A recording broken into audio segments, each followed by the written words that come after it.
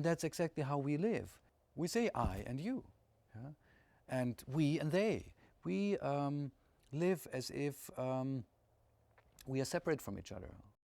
So one day I had this idea that somehow formed or transformed my underlying thoughts about what is life, what is God, that's all about.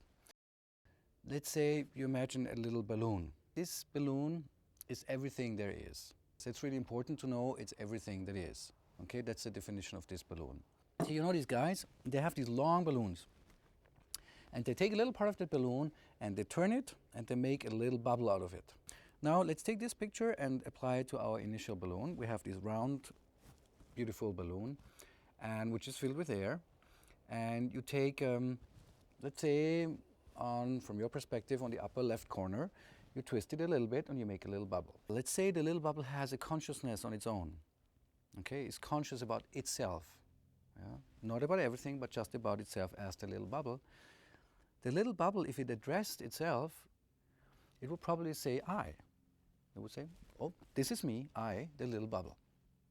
If you look from the perspective of the big balloon, of course, would say about itself, also I, the big balloon.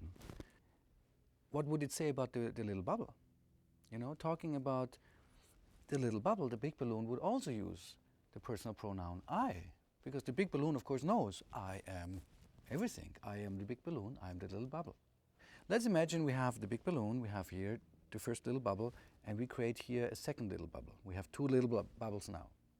So the first little bubble would address itself, meaning saying I, when it talks about him or herself. And it would say towards the little bubble, the second little bubble, it would also say, it would not say I, it would say you. Because these two little bubbles, they experience themselves as being separated from each other. Also, both of them contain the same thing that has initially been in the big balloon, just air. So the first little bubble says I to himself, you to the other bubble. What does the second bubble? The second bubble does the same thing. It says I towards herself or himself, and you towards the first bubble. So what does the big balloon, how does the big balloon address the two little bubbles? Of course, the big balloon would say I, because the big balloon knows there's no difference between me as the big balloon and the two little bubbles. Just the little bubbles experience themselves as separated from the big balloon. And that's a really important thing, because they experience themselves as being separated, whereas they are not. They're the same thing. There is just the big balloon. And the big balloon separated itself into, let's say, these first two little bubbles. One little bubble might be a human, another little bubble might be a fish, another little bubble might be, or might have been a dinosaur, another little bubble might be a tree and a plant, a flower, a cactus, the sand in the desert, the water in the ocean, and the car next door.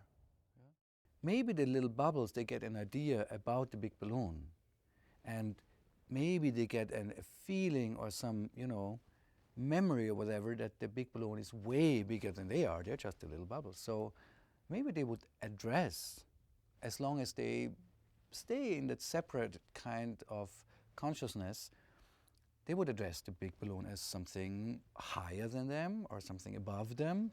Maybe they would start addressing the big balloon as something they would call God.